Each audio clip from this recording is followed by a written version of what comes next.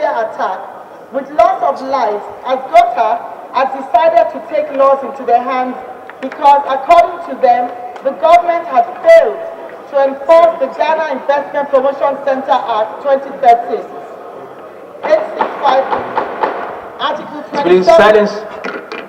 Article 27 and 28, which bars foreigners from doing retail business in Ghana.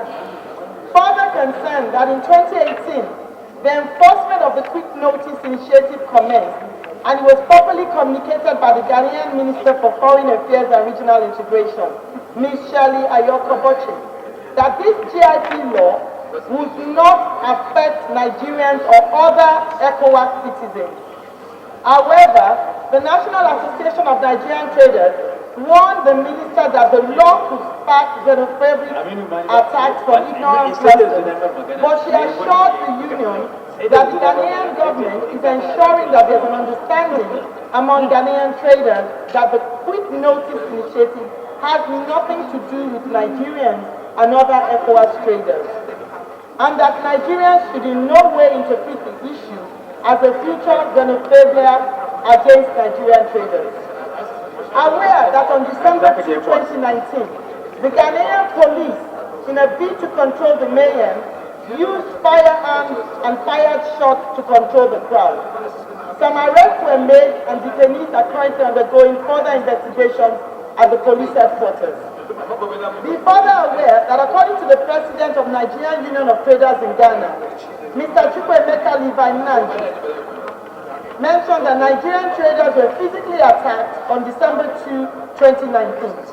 The claim is that the Ghana Union of Traders Association used the Ghanaian police force to lock up the shops on the 9th of December 2019. And when the Nigerian traders realized in the morning of December 2nd that their shops were locked up and decided to break the padlock, the Ghanaian traders were agitated and attacked the Nigerian traders. Concerned that these attacks on Nigerians could be as a result of President Muhammadu Buhari's declaration in August on the closure of all land borders in order to prevent illegal imports into our country, which is a good initiative in the bid to protect the economic sanity of our country, Nigeria. Note that the recent attacks have resulted in several injuries and arrests. However, the Ghanaian officials and police force have called on all traders to call off the forced closure and blockades in streets, believing that any clampdown could cause more havoc and strain the relationship with Nigeria. Resolve 2. Mandate the Nigerian Diaspora Commission, Federal Ministry of Foreign Affairs, alongside the Committee on Diaspora Matters and Committee on Foreign Affairs, to urgently consider and investigate the recent developments among traders in Ghana and act proactively to ensure that another xenophobia attack on Nigerians is prevented. Thank you, Mr. Speaker. The Chairman, Foreign Affairs. Over the weekend, I got a call that Nigerian shops in Ghana were locked up. I went further to call the chairman of the Traders Association, Nigerian Traders Association in Ghana, and his name is Mr. Chukwuemeka Levi Naji. And I spoke to him because I wanted to hear firsthand. And then I also called a few friends who reside in Ghana, both Nigerians and Ghanaians, and I realized that we need to nip this in the bud very quickly before it gets out of hand. Nigeria is an ECOWAS country.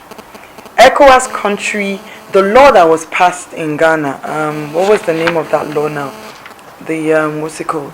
It was the GIPC law, 865, Article 2728 of 2013, that made it illegal for foreigners to own shops or to have retail trade. The Ghanaian government had made it clear that this does not apply to member states of ECOWAS. Nigeria is a member state of ECOWAS. So the shops of Nigerians in Ghana should be left out of any lockups. The shops of other African countries that are under ECOWAS should be left out of any lockups. But when the police come into it, shops are locked up, people get injured. It's very worrisome for me as chairperson diaspora. The other day there was a video I saw also, at the time I saw the video, I didn't know what it was because it was too gory for me to look at.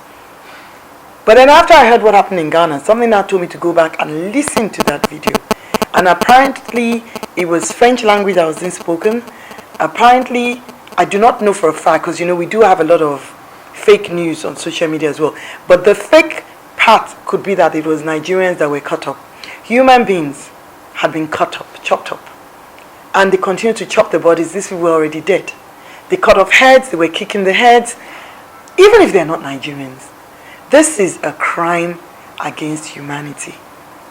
And we, as African countries, we need to work together to stem this hate that is brewing in our midst. We all knew what happened in Rwanda, certain some years ago, where neighbors were killing neighbors. If we don't nip this in the bud, the African countries need to come together urgently and put a stop to it, because this will destabilize Africa. If this is allowed to go on unstemmed, this will destroy Africa.